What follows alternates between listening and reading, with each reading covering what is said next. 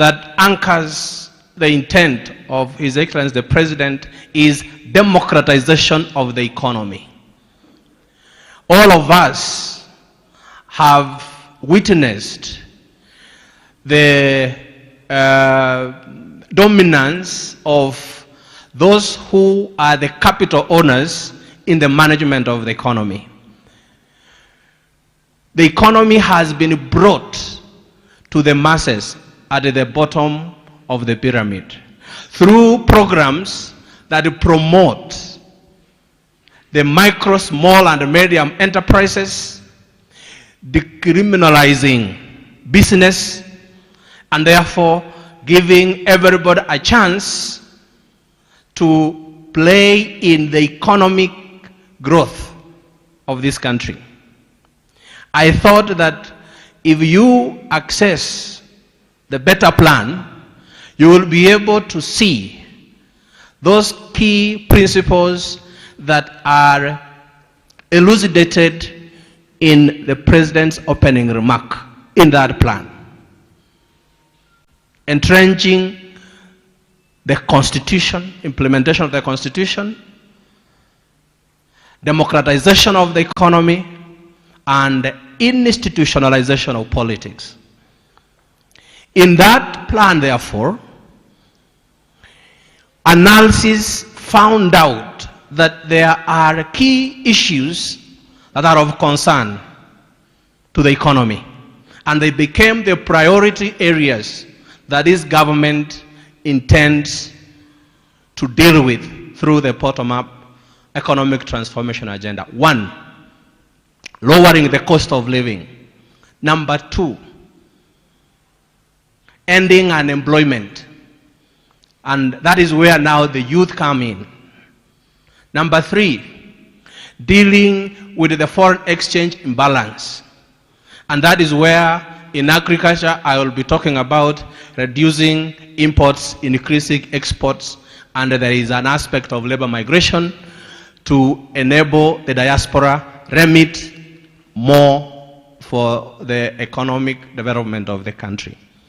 Number 4 is about enhancing or broadening the revenue base. You will realize that when men are brought into the fold to play actively in the economic growth and in the economic activities, then you broaden the revenue base so that government gets resources to fund its programs. And that is why there was a response to the call that young people, many people were held captive in the most famous predatory lenders, those digital lenders that will give you some credit, you fail to pay, they blacklist you, you are cajoled into an economic purgatory where you do not have any other way that you can access credit. And number 5, inclusive growth. So bottom up means that everybody at the bottom of the economic pyramid is brought into the fold. That is where equity comes in. We have talked about education. We have talked about health. We will talk about health, that everybody must be brought into the fold, leaving no one behind. Those are the principles. And for the turnaround, the quick turnaround in addressing the cost of living, in looking at unemployment, in looking at revenue-based expansion, and so forth, 5 pillars form the core towards dealing with those issues. The first one is agricultural transformation. The second one is micro, small, and medium enterprise development. The third is affordable housing. The fourth is digital, super, highway, and the creative economy. And the fifth is universal health coverage. No wonder those 5 form the focus of the president. But we realized that they need to be enabled. So if you go through the plan, you will find manufacturing, you will find ICT, you will find education, you will find governance, and you will find climate change issues there and all that. So in a capstone, you have this plan that forms the basis for policy development and the policy processing. So at the Council of Economic Advisors, we process policy because this particular plan was developed within the context of a perfect storm. The global development in the Ukraine, the COVID-19 pandemic, the geopolitics, and all technological, political, economic developments, the interest rates issues in the US and all other places made it so compulsory and imperative that we have to change the way of managing the economy. I thought it was important that as comrades, you also know that government is run on a policy document, but for that very broad plan to be operationalized, we now process particular policies, we come up with legislation, we come up with institutional arrangements to enable the implementation of that plan. And let me tell you, because it is transformative, it is change-oriented, there is a paradigm shift in the way things are done. And within any context where you introduce change, where you become transformative, where the transformation is so fundamental, you don't fail to face resistance. And this resistance that is coming is actually giving ideas. The resistance could be because of lack of information. The resistance could be because of political inclinations and so forth and so on. So I thought that I needed to put that into perspective. Now, one of the pillars in the plan is universal health coverage. Historically, it has been analyzed that in Kenya, for us to have a robust economic growth, we need to have a health nation. And for those of us who have been wondering, and the conversation and the moderator that you asked, SHA, SHIV, and all that, let me point it out this way. Our Constitution 2010 provided that the government has to provide health to its citizens. It is one of those fundamental rights. And the same Constitution devolved the healthcare system in Kenya. And for a long time, there has been an issue to do with financing. Government has been spending and spent up to 550 billion Kenya shillings. That constitutes 63% in healthcare financing. There is another 20% by the households and another 10% that is contributed by household but through insurance schemes. So annually, a household spends close to around 150 billion from our pockets and so forth and so on. This is a heavy burden. So the universal health coverage comes in to deal with three things. One, access to quality healthcare services. Number two, to ensure that everybody accesses the same quality care. Everybody is what is meant by universal. And when we analyzed, we found out that the issue about financing and the issue about access were major concern. So how did universal health coverage deal with that?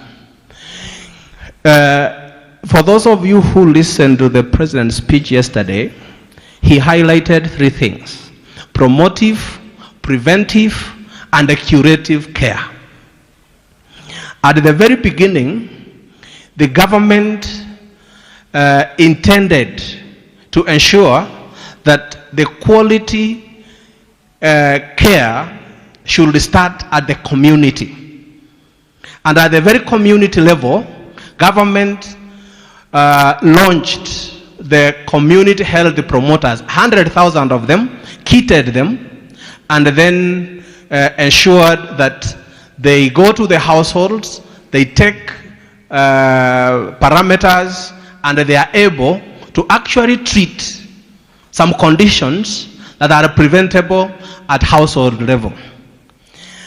To ensure that there is access to health care that the community health promoters are not able to handle, the conditions are then referred to the nearest health facilities at level 1, level 2, and level 3. At this level, we have to deal with two things. One, the medicines, the medical products. Number 2, the facilities. And number 3, the human resource. In these facilities, or at this level, government takes care of the medical services that are being offered there. Now, how is it made possible? Government, through Parliament, passed a law called Primary Health Care Act. And that mandates the government, both at the national and at county level, to provide health care to Kenyans through capitation to those facilities, level 1, level 2, level 3. Now, to deal with governance issues in the now defunct National Health Insurance Fund, government enacted through Parliament another law called the Social Health Insurance Act. This one is so structured in such a manner that it encapsulates, it gets everybody into the fold. The national, the NHIF that is now defunct, used to focus on, one, those that are employed through payroll system. And therefore it could only be able to offer insurance services to those that are employed and they can contribute through the payroll. Number 2, the ordinary Kenyans who will contribute, we used to have those contributing 500 and so forth. They used to do what we called adverse selection. For those of you who remember, and it is here that you can attest, you will find that it was not consistent. People will start contributing when they are sick. You get admitted, somebody pays and backdates the payment so that they are able to access the services. So it is called adverse selection. We then realized that for us to make everybody contribute continually, it has to be mandatory. So there are those that are not able to contribute, and those are the indigents, government contributes for them. For those that are in the informal sector and are not in the formal payroll system, we have a package. And the government talks about 2.75 of the gross income, and that is determined by the means testing instrument. Initially, it was a payroll person in a family. Right now, it is household contribution. Right? And then there are those who will contribute from the blue and white collar jobs. Blue collar jobs are those in the private sector who are employed, white collar in the government, and so forth. So when you look at all that, the Social Health Insurance Act, housed in the Social Health Authority, over and above that, government thought it wise to introduce 2 more funds. The primary health care fund, I've talked about it, that deals with level 1, level 2, level 3, and then the critical and emergencies fund for those that whose conditions are beyond and they are critical, the cancers and so forth, they go to that level. They are referred to level 6 and so forth. So that act, called the Social Health Insurance Act, what you now call the SHIF, it is housed under the Social Health Authority that administers 2 more other funds to take care of different illnesses at the different levels. The primary health care fund, government takes care of it. The social health care fund is contributory and it is mandatory. Then the critical health and emergencies fund is also by government. So that tells you that this government takes health care matters seriously. To deliver that, because we realize that in NHIF, the claims were being manufactured. You find a small chemist registered under NHIF as a level 5 facility. So there is an employee, somebody in NHIF colluding with those scrupulous health facilities to defraud the government through fictitious claims. I told you last time that there is evidence that some facility will have names of men who have given birth. Right? You will find a facility so small than KNH having done 120 amputations. And all those are processed. Because of that, we dealt with the issue of governance. So, the Digital Health Act took away the human intervention in claims management, risk management, and the claims processing to a digital superhighway. From the time a doctor prescribes to the time everything is done, it is in a system that is very robust, and that is where the issue of false and fictitious claims are now being handled. The last one, Pana Moderator, so that I finish, is an act that ensures the sustainability and the quality of the services offered by the health facilities level 1, level 2, and level 3, and that is called the Healthy Facilities Financing Act. This one ring fences the user fee that is collected by these facilities to be used to improve the facilities themselves. And these facilities are under county governments. You discover that many times the user fees collected in these facilities is used elsewhere to do a road, to do a bridge, to do some gate somewhere, and it was never, the resources were never ring-fenced to develop the quality of the instruments and the facilities in these particular institutions. And that is why that particular act was necessary. So, when you want to talk about universalizing healthcare delivery, that is what is meant to universalize. Everybody has access to quality health care. Now, let me say this as I close. There has been challenges in transitioning from NHIF to SHIF. The reason is that for the facilities that were empaneled in NHIF, they are supposed to be empaneled by SHA, and they are supposed to sign contract purposes of ensuring that they agree to offer quality of service at the same rate to everybody who accesses these facilities. Previously, you will only know that somebody who is able can only go to Nairobi Hospital or Aga Khan and so forth.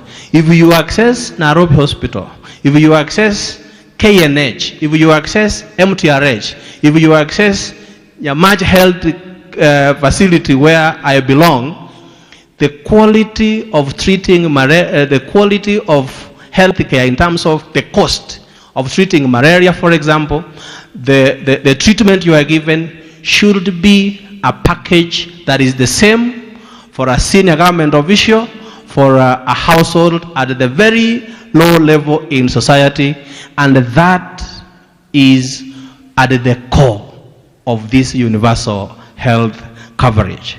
Quite a lot of it, a lot of issues in there, but in the coming weeks, there will be full transition. And as the President pointed out yesterday, it is going to revolutionize healthcare service delivery in this country. I have been able to now differentiate what NHIF was, what SHA is, and what SHA, SHIF, and all those issues are. But more importantly, also, because we are in the digital economy, Bwana Moderator, I want to encourage the comrades use that available resource to go into the Ministry of Health website and go to SHA website and also make sure that you look through those acts of parliament, the law and the policies in there. And I hope that all of us have been encouraging our households to register in SHA through *147#. Thank you very much. Asante sana. Thank you, Prof. Clap for him. You know, Professor Machuki can only do it the way a professor can do. We asked him to tell him about SHA and SHIF. He did it from principles and foundations, the framework, the history, the philosophy, until we've gotten there. He's done it so well. Let's give him a proper clap for that.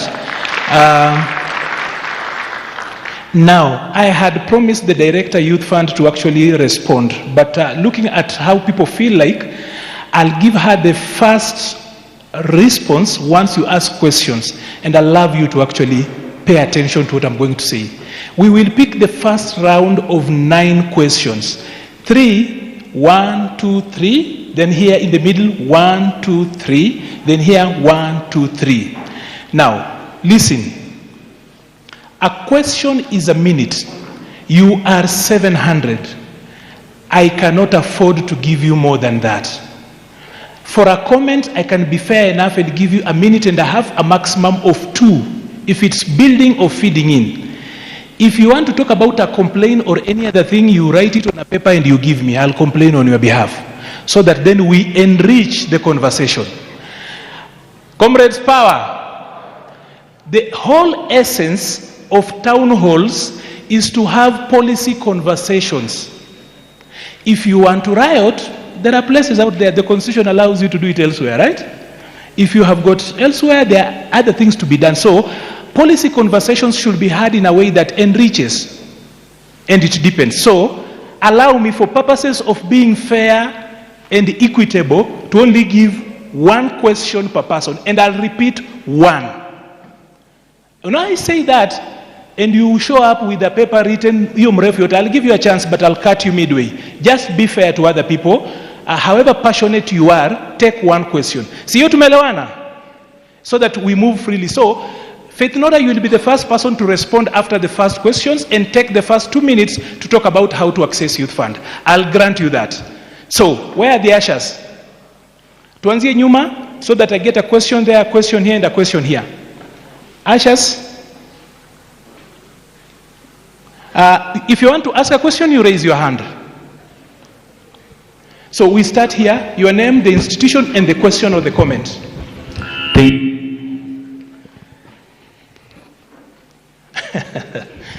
Thank you. I'm Wekesa Chesoni Titus. I'm the Secretary General, University of Eldoret. My question, I will combine it. The SHA, SHIF, and all that. We used 104 billion to do the transition of that particular thing.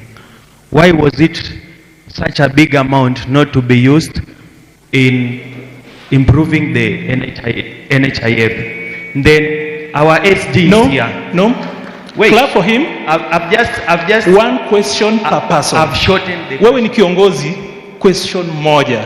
Get the microphone to the next person, please. Fair enough. Get me. Cut the microphone. Comrades power.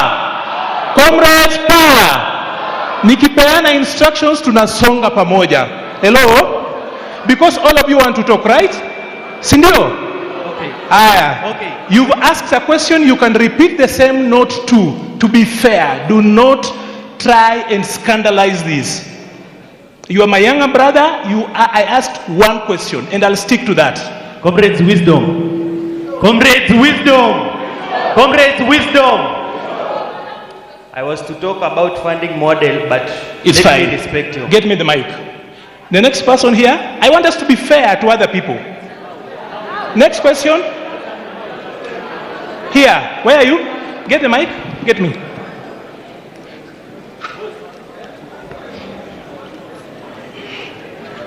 Tukue tu fair. Swali moja ama comment moja. Comrades power. Comrades power. My name is Ian Limo and I'm a student at Moi University. I have one question that touches my profession. You have clearly highlighted that there are digital hubs, but as we all know, all of us cannot work in digital hubs. At the moment, according to Kenyan labor laws, no one is allowed to work without fair remuneration. As we speak at the moment, we have 1,300 youths who are medical interns who've been working for 3 months without pay. It's taken almost a year for the government to solve this situation and it has not solved it. My question is this: how long does the government want to take in solving these issues? There can never be healthcare without healthcare workforce. However much you bring shift or anything, it will not solve anything unless we have the doctors who are going to treat those patients. Thank you. As brief as that and as straight to the question as possible. Ashas, you want to help me, please? I need somebody on that end. Kindly, we go to the other end. Ashas? Okay. Okay, Comrades power. So my name is Ngetich Cheribo from Moi University. I've been in school for 7 years, but currently my 5th year because of the perennial strikes in Moi University. Now my question goes to Professor Machuki. You said that since the inception of the new funding model, which has been in existence for 2 years now, money has been able to be channeled to universities, and those that were almost being declared insolvent are now picking up. Now my question is, why not Moi University? Thank you. No, thank you. Get me that mic. On this end, I need somebody this line. Alafu tutasonga hapa katikati so that as many people as possible can get a chance.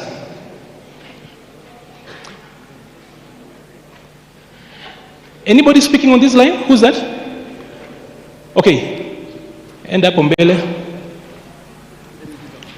Okay. Your name, the institution, and the question or the comment. Okay, mine is a comment. And Comrades, akamuuliza mama umepika mboga gani? Akamuuliza mama umepika mboga gani? Akaambia mama sikuwa nataka sereve. Nilikuwa nataka? So my compliment. Tukamuuliza WSL amepika mboga gani? Akatuambia help. Tukamwambia WSR hatutaki help. Tunataka nini? Thank you very much. A question here. Ashas, please. You stand, your name, the institution. Clap for that guy. He said a heavy point. Piga hiyo makofi. Kama hujaelewa nitakufafanulia.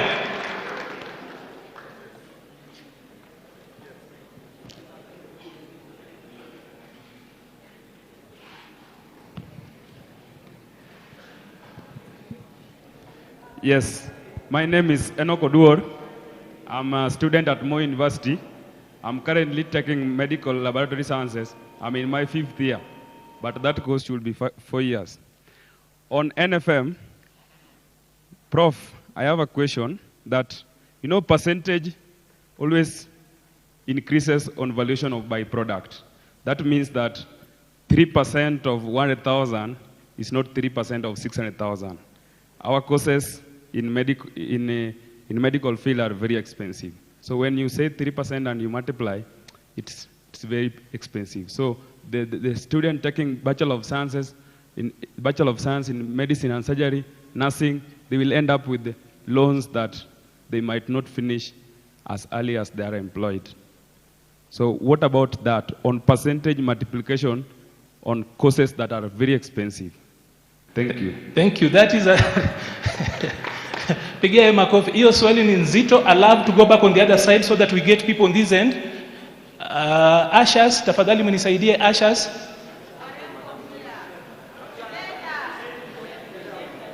I want a lady from this place, if there is a lady. Okay, if there is no lady here, can I have a lady here? There is a lady there. There is a lady there. Men are busy mansplaining on the other side. We have a lady talking on the other side. Get that lady over there, please. Let's move. Get her. So that we flow. Nitakusort. Kuja. Nitakusort. Kuja. Kuja ukaya hapa. Mimi nitakusort. As in you are my little brother. How can I miss to sort you? Sit here. Sit here. As I stated, I'm Chesang Samoya. I'm a student from Wasingishu County, but at Kenyatta University also. As we've gathered here, we came knowing that it's comrade-based. So I don't suggest any point that party is talking on comrade-based matter specifically. The thing that the party has addressed to us, it's matters of the national government. Tumeambiwa story ya SHA, story ya HELP, story ya affordable housing. In as much as those are the priorities, those are not the priorities for the comrades. Thank you. I want the party to address to us vitu kama postponement of grassroots elections. Comrades tulikuwa tumejiregister, tumesacrifice pesa yetu, haijakuwa addressed. Secondly, relax. One, no. Secondly, no. Nope. Nope. Relax. Secondly, no, nope. We are progressing, Bwana. Nope. Secondly, don't we shout. Want the to tell us don't, what have they done don't to shout. Empower students. Raise leadership. your point. Raise your point. Don't raise your voice. Raise your point. I proceed. Yes. Kata mic. We will move na mpangilio. Sindio? Comrades power. Comrades power. Comrades power. Nataka tuendelee na mpangilio. We said one issue, one question. So, how many, are you done with the issue? No, one. One. I want to give another lady. One. Another lady? Another lady? Get me another lady. Proceed. Get that mic.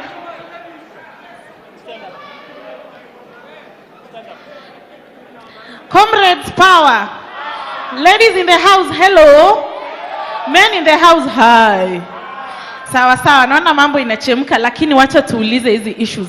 She is right by asking where our issues as comrades are being they're evaluated. Kwa hivyo mimi nauliza maswali ya SHA. I walked into an hospital last week. I was feeling unwell. Nimelemewa. Kufika huko nikaambiwa NHIF haifanyi. Niende level 1, level 2, level 3 hospital. Now my question is, the reason as to why I chose the hospital that I walk into, because I had selected when I was using NHIF, it is because of the services na mambo ya haraka haraka. Then unanituma kwa hospitali ya level 1, level 2, level 3, ambayo congestion iko pale, hakuna madawa. Swali langu ni, what is the government doing to avoid issues ambazo tunaona kama ya Mama Lucy? Mama wanalala chini, people are sick, people are unwell. Nikienda pale nikae kwa bench, hakuna dawa, madaktari hawako. What is the government doing to improve those hospitals ambazo mnatutuma kule? Because comrade hana any. Ataenda ile Huruma hospital, kufika pale akae kwa bench mpaka saa ngapi? What is the government doing on that? Thank you very much. Clap for her. I will have Professor Machuki respond to that. I'm looking for ladies. And while you are here, there's a reason I said that even if you pay fees and you don't pay attention, you will not pass your exams. When we spoke about the new funding model, was it about government priority? It was about Comrades. When we spoke about the opportunities in the housing finance, what was it about? It was about Comrades. So you don't just come and pioneer. So come. Kuja. We've agreed with you, right? I'm so firm. So 1 minute. 1 minute. Yes. Can I fix all those questions? No. Just go with one. Now refer. Let's go into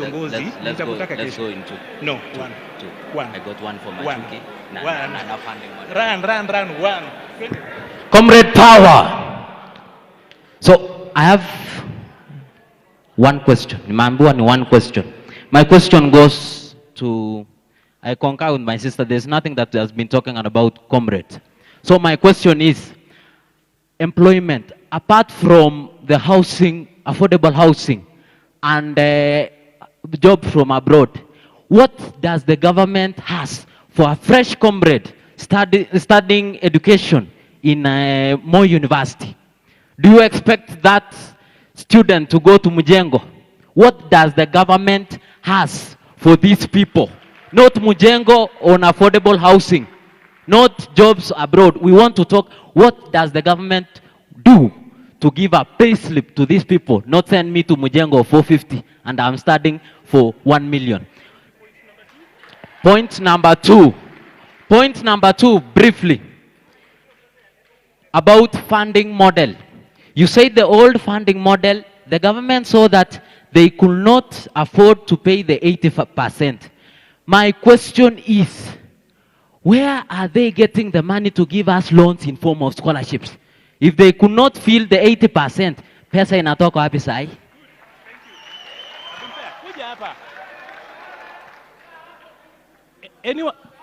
Anyone who remembers his name?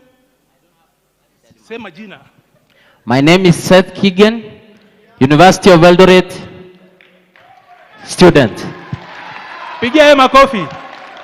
Now. I need a lady here, and then we answer that, then we come to round 2.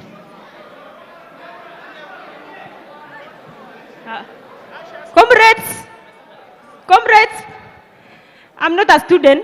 I finished my college 2 years ago, but I have a question. No, I'm still a student. Let me moderate. Comrades power. Hii ni ya Comrades, si ndio? Hii ni ya Comrades, si ndio? Haya basi. Nataka uende swali moja. Haya tumsikize. Comrades power. Comrades disperse. Comrades power. So my point is, as we come from our institutions, there is some of the certain expectation. We need to talk to the ruling party so that they can work on our issues. If you limit us to one question, then definitely if we ask the question. Let me now ask a question. I'll give you the second. I have three concerns. As much as we are talking matters, youth Comrades Kenya, yes. We as the North Rift Comrades also, we have our own issues that we feel like it needs to be addressed. The first issue. Number one, we have the questions which we raise in the cassetted new funding model committee. Of 129 students selected, one student representation from the North Rift. As you can see, these comrades, can they be represented with only one representation There's of the one. students? The second concern. Pole, so that we clarify. There's only one. The second concern. Relax. Nataka tuende pole, so that we move with them. Okay. The second concern. Yesterday we were following. Yes. Yesterday we were following the Mashujaa Day, and we heard there was a representation of 60 student representation to launch the supposed student accommodation. How many of you were among those who went to Kwale to represent the North Rift? Anyone? No one. Secondly, at least you have done a very good thing to bring us together. We as the North Rift students, starting from the sides of the Trans Nzoia Kitale to the end of Baraton University, all the way to Iten. We are going to march and we are going to request for our representation. Should the government not consider us? Many a times we are in the bedroom, but I feel like we should go to kitchen, we should go to sitting room, because that's where the people are eating at. So, my second concern, now to the professor. That's number 4. Yes, now to the professor. Concerning the affordable housing. Behind University of Eldoret, we have the ongoing project. And my students have been going here, there to tour the project. Can you organize for us at least 20 students to maybe be given an opportunity even to do the forward work, so that we can reduce the number of comrades in Amaring? Wanafunzi wangu wanainama, and if you give a chance of 50 students, then possibly we are going to reduce the number. Thank you. The last one. That is number 5. You asked for 3. The last one. You asked for 3. Fair, to fair. You asked for 3. I've given you 4. You imetosha. A lady, I want a lady. I want a lady, I love to respond. A lady. Wanaume mmeongea sana, I need a lady. Nitakupatia round 2. Kwanza wewe ni mtu wa timu yangu, nitakupea. Okay. Your name, your institution, and the question. Comrades power. My name is Mercy Daisy, a student at KU. Niko na swali moja tu na naendelea kuinsist. Where is our place? Kwa hii table tuko wapi? Kwa hii table, kwa hii UDA tuko wapi kama comrades? Asante. Kwa pili, please. NFM. The prof has talked, ameongea mingi, ameinject, has left us completely confused, right? Atuelewi, atuget. Because ukituambia maneno ya band 1 to 5, are you trying to kujaribu kutufanya tusikie vibaya? Okay. That is number 2. Thank you. What college do you come from? I come from RVTTI. Allow me to express. Thank you very much. Thank you. I'm clarifying something. It was a comment, so it's like 1 minute, okay? Thank you. Number 1, you see these comrades are very angry, and they told you very early in the morning. So these people, they need facilitation and refreshments such that they get energy to inject and reject what they don't deserve. The second thing is leadership. You see, student leadership in UDA, they are taking puppets and then they brand them the leadership of comrades from all campuses only to users. We will not allow that one. Then on the other thing, you've had several comrades who are here are from Moi University. And Moi University, we have not learned for now like 2 months. And these people, I want them to use the same speed they use in impeaching the Deputy President regarding Gachagua to solve the issues of Moi University. We will not allow that one. We will not allow that one. Then on the last thing, the new funding model, Mr. Professor. You say you are in the presidential advisory team. The president on the new funding model, can you tell these comrades that a student studying education who is going to earn 35 to 40,000 is going to have a whooping loan of up to $500,000, earning 30,000 and a loan of $500,000? Are you going to pay the fees? Are you even going to survive? Are you going to build a home for your family? Are you going to change your life? Bwana, it is time to reject this thing. We are not Please clap for him. Clap for him. Now, I want you to give me your ears. It takes courage to stand up and say the things these people are saying. So mtu akiongea umpigie makofi. Wewe umenyamaza kwa nini? Auongei na upigi makofi. I'd like to bring the treasurer, Honorable Nyakundi, to respond first. Then I'll bring the SG, then I'll bring the panel and pick the second round. So tulia.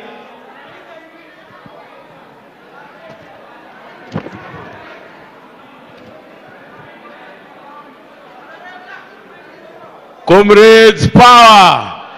Comrades power. Comrades wisdom. Comrades wisdom. A breakup should not find you single. Sindio? Lakini comrades munachocha. Comrades munachocha.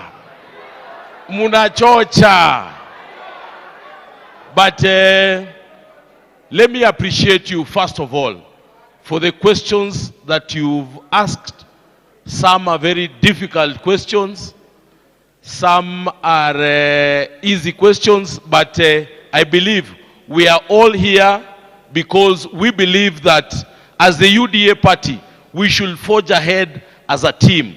Someone has asked us, where are you as comrades?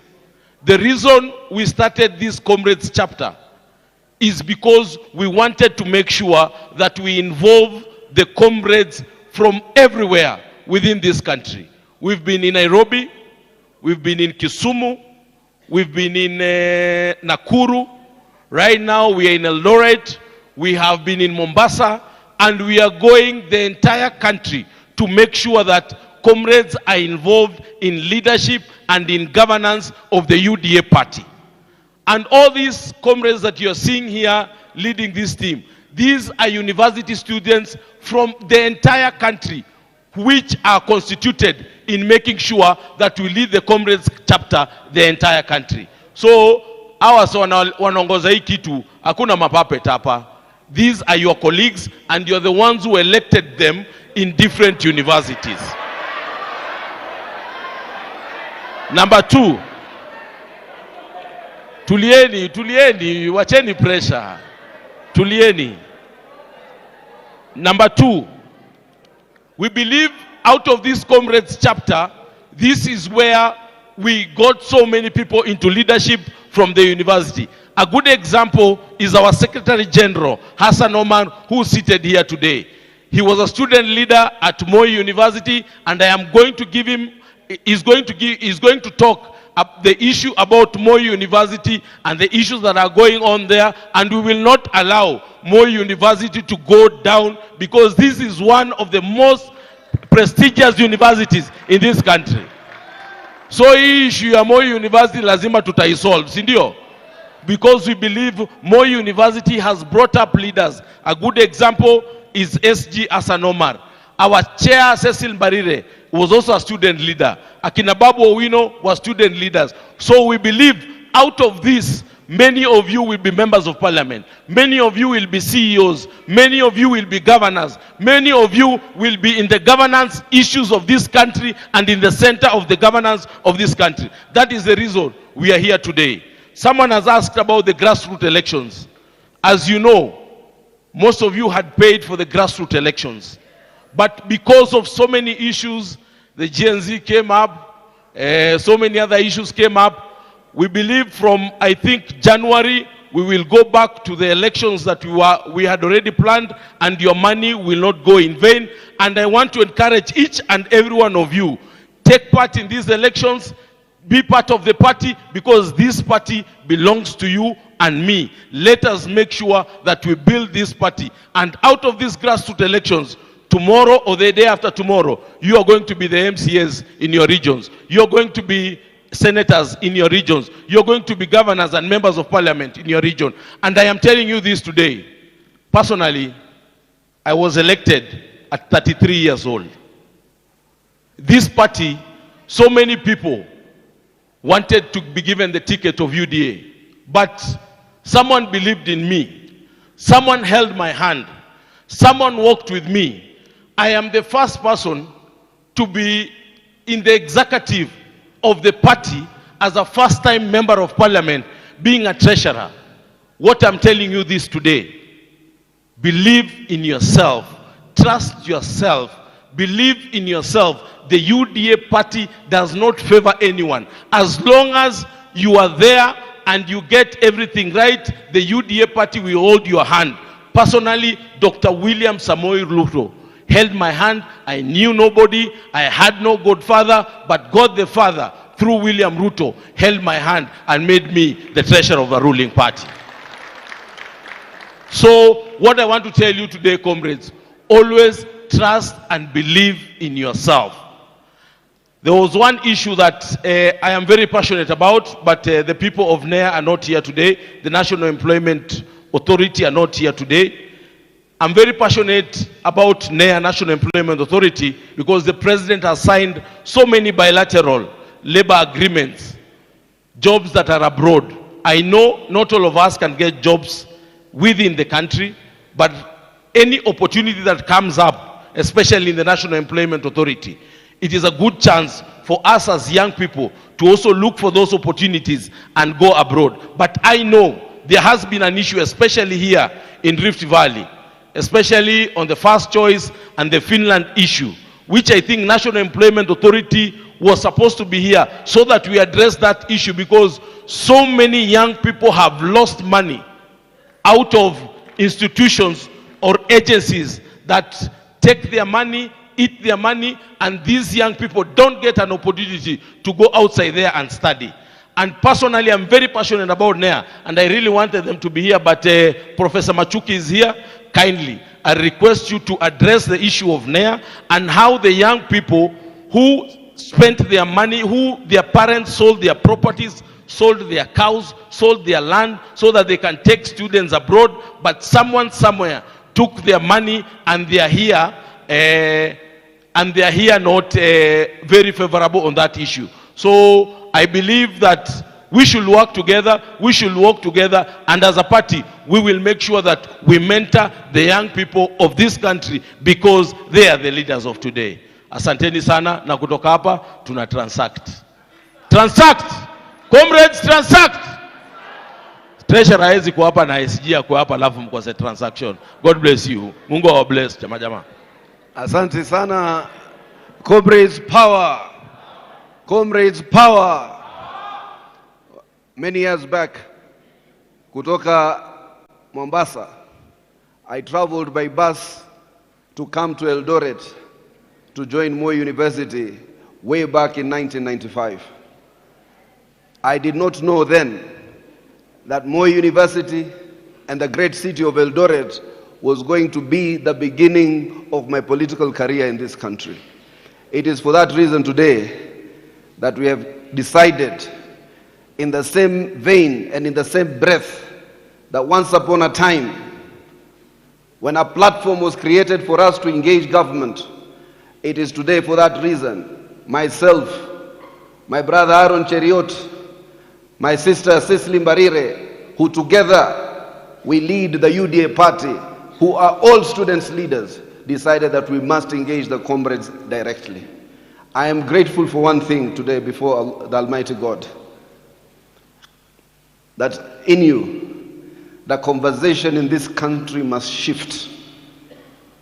With the same passion, you must discuss healthcare, you must discuss the new funding model, we must discuss agriculture, we must discuss everything. We must shift the conversation from ethnicity to issues. And that's what the Kenya Kwanza government has tried to do. Nyote, hapa, hakuna mtu amezungumza kabila yake, hakuna mtu aliyezungumza kikao chake, ama kule anatoka. Nyote mlizungumza yale malalamishi na zile issues that affect you directly. And for that we are extremely grateful. Number two, I want to assure you, this platform is not a platform in futility. It will not be in vain. One or two of you came with a good idea. And they came to the UDA Secretariat to say, under the leadership of Brian and others, that it is important to create a platform to engage the youth directly, particularly students in institutions of higher learning. They are not puppets, they are not sellouts, they simply came with a good idea that we embraced. That good idea, sometimes you might come with a good idea, but other people might improve it for you. There will be an opportunity for Brian and Deborah and everybody else who sit in the governing council, that within these students, they will ask that those who they elect democratically for you to pave way as interim officials. That is something that will happen in due course, and eventually it must happen. But first and foremost, we must finish our circuit all over Kenya. We have 4 or 5 more town halls to go, so that we are more representative in terms of the conversation. Finally, I was very excited. That young lady who spoke there is actually going to be a leader. Her only question was how do I take over this party? Bona mumesema bona election haziendelei. It is the pragmatic thing to do. For you to capture power, you must be in institutions that compete for power. They manifest themselves in political parties. So hata kama uko na ari nyingi, hata kama uko na ile changamoto nyingi, if you do not anchor your effort in political organizations, those that are established, those that you will establish, your effort is in vain. That's why you don't need to be leaderless, you don't need to be faceless, some of you need to emerge as the leaders of those organizations. Now this is not only the present, the UDA is conscious that the future of this country and the present of this country, of this party, is within the youth. And for that reason, the elections as suggested or proposed will proceed, hopefully from January. Moving forward, we will proceed with the elections. Those of you ambao wanataka uongozi, kuchaguliwa ndani ya chama na kuchaguliwa katika nyadhifa tofauti, the party will hold free and fair elections so that hata hii kiti ya SG, hata hii kiti ya treasurer, hata hii kiti ya chairperson, zote will be up for grabs. So therefore, it will be for us to compete or for you to win these seats. We are only holding this party in trust for you so that once the grassroots elections are concluded, those who will be elected popularly will represent this party and take it to the next level. Finally, I think I'm happy that these men and women here have taken the courage to come and face the questions in terms of a town hall. The most effective, tested and trusted avenue of direct democracy is through town halls. We will continue to have these town halls, no matter how emotional they are, no matter how sometimes anxious they become, because it is not in our interest to stage manage these things. It is our interest to hear an honest conversation from the youth of this republic, represented by the cream who sit in institutions of higher learning. Lastly, hata kama yule alisema mtu fulani alitolewa haraka, wajua sasa deputy president anatoka Moi University, yule anaingia SG ya chama anatoka Moi University. Hiyo Moi University haiwezi kwenda mahali, itabakia tu.